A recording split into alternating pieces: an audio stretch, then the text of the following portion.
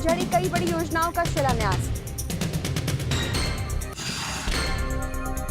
कांग्रेस ने बीजेपी पर साधा निशाना, रामलाल ठाकुर ने भ्रष्टाचार और राज्य के विकास पर भेदभाव का लगाया आरोप।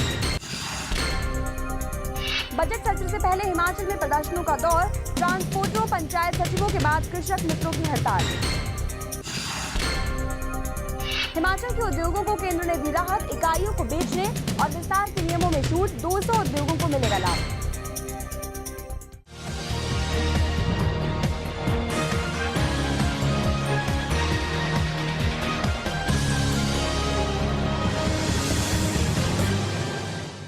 नमस्कार, हिमाचल आजकल में आपका स्वागत है। मैं हूं पूर्णिमा। अपने इस खास न्यूज बुलेटिन में हम आपको दिखाएंगे राज्य की हर वो खबर जिसका सरोकार सीधे आपसे है।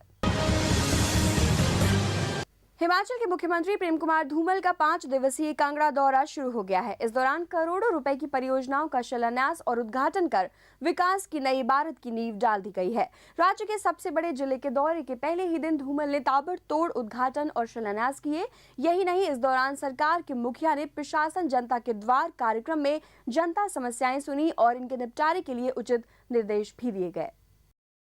सप्ताह के लिए तहसीलदार को भेजा था, फिर 15 दिन के लिए भेजा और राणा जी बोलते 15 ही दिन बाकी रही है। अब 15 भी बाकी नहीं रहेंगे और तहसीलदार यही रहेगा। 4 वर्षों में हमने प्रयास किया है आम आदमी को एहसास करवाने का, किसान बागवान हो, मजदूर कर्मचारी हो, महिला वर्ग हो, दलित वर्ग हो, नौजवान हो। हमने कहा है तेरा दर्द हमारा दर्द है, इसका समाधान करना हमारा फर्ज है और हमने वो करके दिखाया है।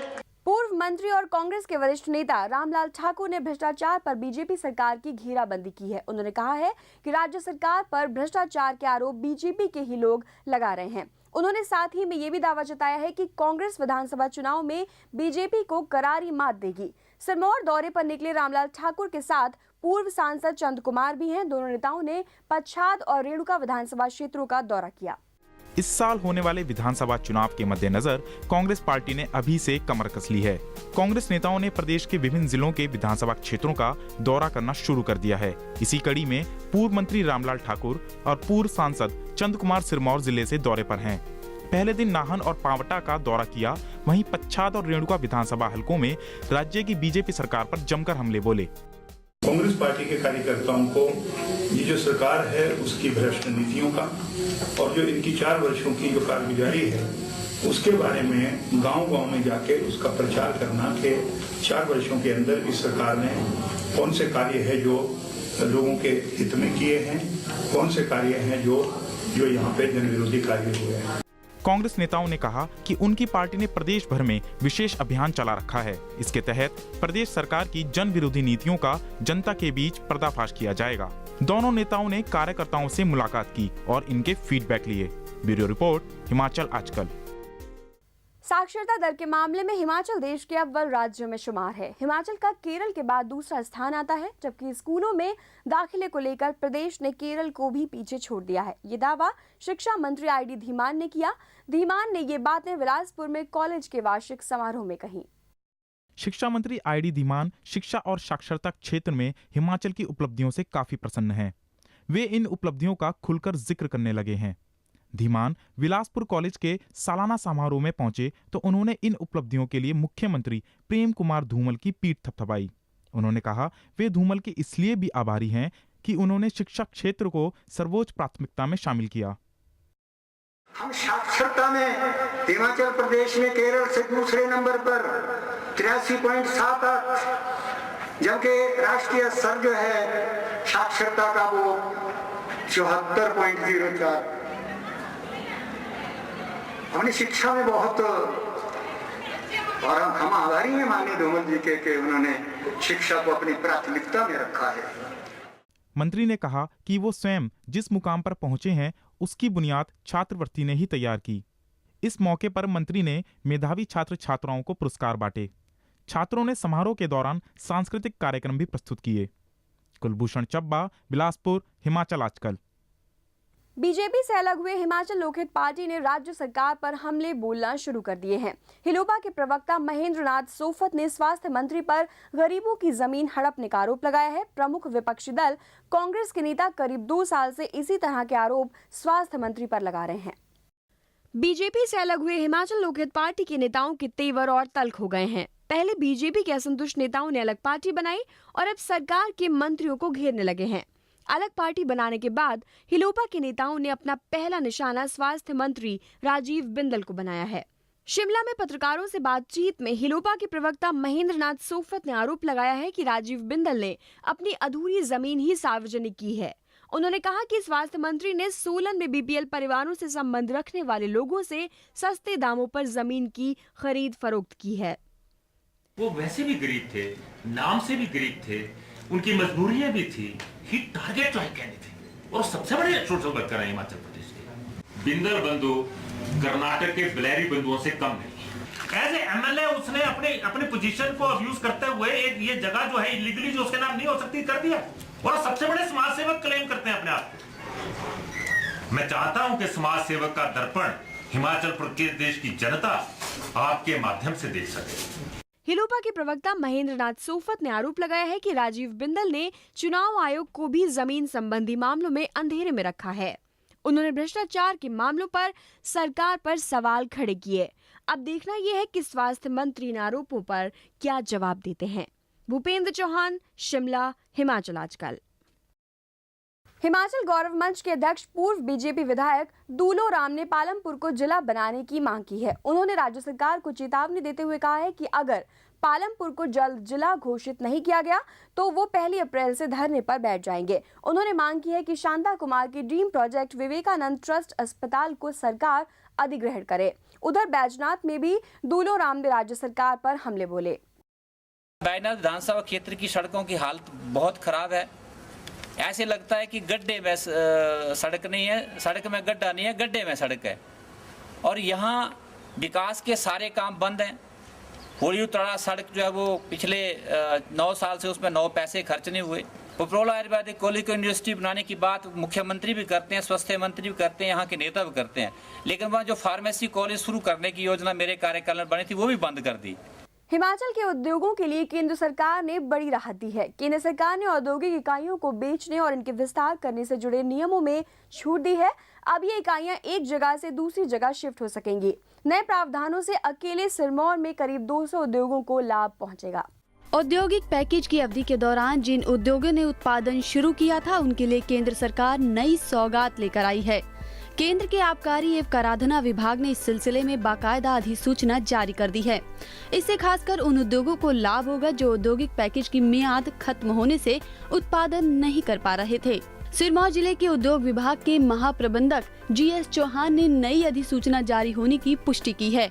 सेंट्रल एक्साइज डिपार्टमेंट भारत सरकार ने एक नोटिफिकेशन के माध्यम से क्लैरिफिकेशन जारी की है, जिसके माध्यम से हिमाचल प्रदेश के अंदर जो पैकेजिंग इंडस्ट्री लगी थी और अब वो अगर अपना स्थान बदलना चाहती हैं किसी वजह से, जहां वो अभी काम कर रहे थे वहां उनको कोई प्रॉब्लम थी, तो अब वो नई जगह पर अपना यूनिट शिफ्ट कर सकते हैं और उनको जितने भी इंसेंटिव्स हैं, प्रोत्साहन हैं पिछले पैकेज की अवधि के, वो जारी रहेंगे।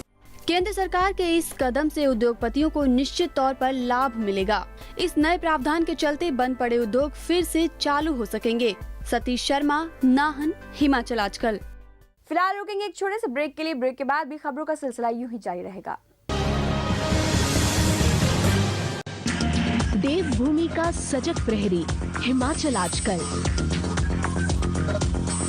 हिमाचल प्रदेश की राजनीतिक हलचल, सामाजिक चहल पहल, सांस्कृतिक व धार्मिक रबतों का बेहतरीन व अद्भुत संगम। देखिए हिमाचल आजकल प्रतिदिन रात्रि 9 बजे सिर्फ दिशा चैनल पर। ब्रेक के बाद आपका स्वागत है। एक नजर हेडलाइंस पर। कांगड़ा दौरे के पहले दिन धूमल ने लगाई योजनाओं की झड़ी, कई बड़ी योजनाओं का शिलान्यास। कांग्रेस ने बीजेपी पर साधा निशाना, रामलाल ठाकुर ने भ्रष्टाचार और राज्य के विकास पर भेदभाव का लगाया आरोप। बजट सत्र से पहले हिमाचल में प्रदर्शनों का दौर, ट्रांसपोर्टरों, पंचायत सचिवों के बाद कृषक मित्रों की हड़ताल। हिमाचल के उद्योगों को केंद्र ने दी राहत, इकाइयों को बेचने और विस्तार के नियमों में छूट, 200 उद्योगों को मिलेगा लाभ।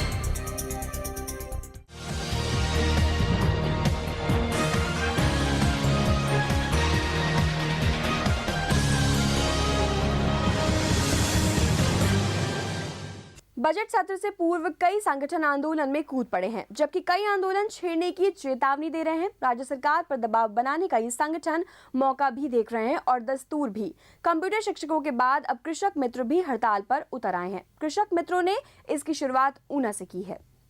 बीजेपी सरकार अपने मौजूदा कार्यकाल का अंतिम बजट पेश करेगी। बजट सत्र में सरकार की घेराबंदी करने में जहां विपक्ष कोई कसर नहीं छोड़ेगा, वहीं कई संगठन पहले ही आंदोलन शुरू कर चुके हैं। कंप्यूटर शिक्षकों ने महाधरने की तैयारी की चेतावनी दी। ये चेतावनी हमीरपुर में दी, पर इसकी गूंज शिमला तक सुनाई दी। वहीं पंचायत सहायक और सचिव भी हड़ताल पर हैं, जबकि ट्रांसपोर्टर एक दिन की प्रदेश व्यापी हड़ताल कर चुके हैं। अब कृषक मित्र भी आंदोलन पर हैं। ये आंदोलन ऊना से शुरू हुआ है। कृषक मित्रों की मांग है कि सरकार उनके लिए कोई ठोस नीति बनाए, जबकि अभी ये मामूली पगार पा रहे हैं। हमारी मांग है कि जिस सरकार ने कृषक मित्रों की नियुक्ति की है, हम चाहते हैं कि वो सरकार भी नीति बनाने का काम भी धूमल सरकार करे। और जो बजट सत्र अभी 9 मार्च को शुरू हो रहा है, तो बजट सत्र में प्रावधान कर कृषक मित्रों को भी मानदेय तय करें। तो हमारी पहली जो मांग है कि कृषक मित्रों के प्रति स्थायी नीति बनाकर मानदेय तय करें। नंबर 2 पे कृषक मित्र पंचायत सचिव की तरह पंचायत में बैठने का स्थान सुनिश्चित करवाएं। संघर्ष का बिगुल ऊना में बजाया और जल्द ही इसकी जद में पूरा प्रदेश आ जाएगा। बहरहाल बजट सत्र के दौरान विधानसभा के बाहर इस बार कई संगठन हंगामा कर सकते हैं। ब्यूरो रिपोर्ट, हिमाचल आजकल। वे अब केंद्र सरकार के खिलाफ गुरिल्ला युद्ध छेड़ने की तैयारी में हैं। जिस केंद्रीय सरकार ने उन्हें प्रशिक्षित किया, उससे उनका भरोसा उठ गया है। हम बात कर रहे हैं हिमाचल प्रदेश में पैरा मिलिट्री फोर्स एसएसबी के हाथों प्रशिक्षित गुरिल्लाओं की। ये काफी समय से अपने हकों की खातिर आंदोलनरत हैं। इन लड़ाकुओं ने अपना आंदोलन और तेज कर दिया है। ये है एसएसबी यानी स्पेशल सर्विसेज ब्यूरो के प्रशिक्षित लड़ाकू। ब्यूरो की इकाइयां हिमाचल में भी थी। कुछ साल पूर्व एसएसबी स्पेशल सर्विसेज ब्यूरो से सशस्त्र सुरक्षा बल में तब्दील हो गई, लेकिन प्रशिक्षित गुरिल्लाओं को सड़क नापनी पड़ रही है। इनकी हालत बेरोजगारों से भी बदतर है। 45 बरस से ऊपर की है, उनको 50,000 रुपया पर एनम एनुअली दिया जाए और कम से कम उसको एक मुश्त 5 लाख रुपया दिया जाए। और ये भी हम मांग करते हैं कि गुरिल्ला संगठन के अंदर जो लोग हैं, उन्होंने 1965 और 1971 की लड़ाई के अंदर बहुत बड़ा उनका कंट्रीब्यूशन रहा है। गुरिल्लाओं ने उसी केंद्र सरकार के खिलाफ मोर्चा खोल दिया है, जिसके तहत इन्होंने प्रशिक्षण लिया था।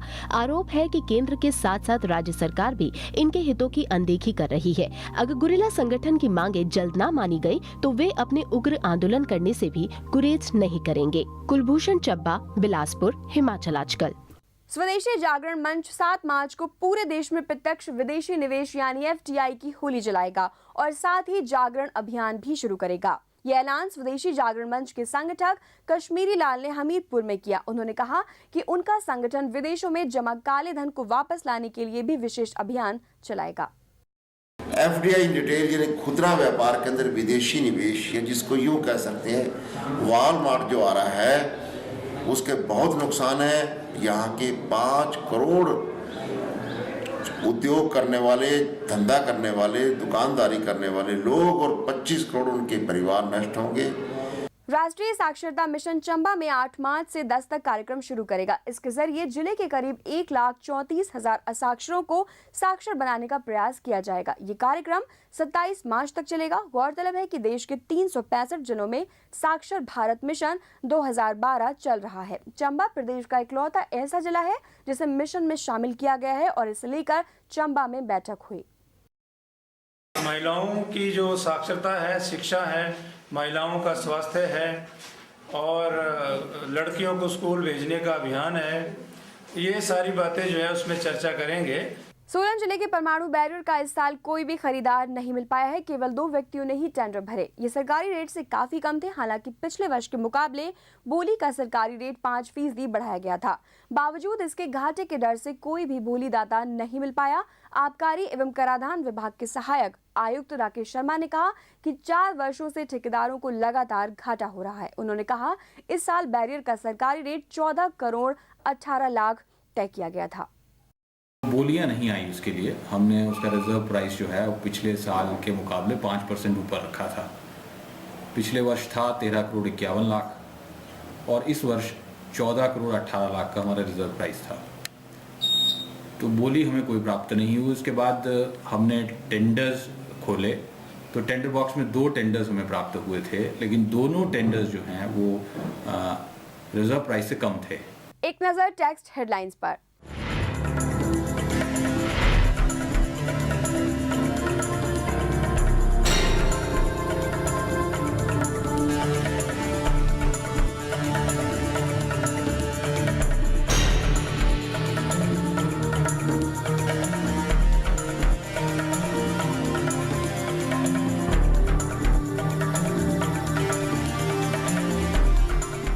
हिमाचल के चप्पे चप्पे पर तैनात हैं हमारे संवाददाता जो पहुंचा रहे हैं हर वो छोटी बड़ी खबर जिसका सरोकार सीधे आपसे है। आइए डालते हैं एक नजर।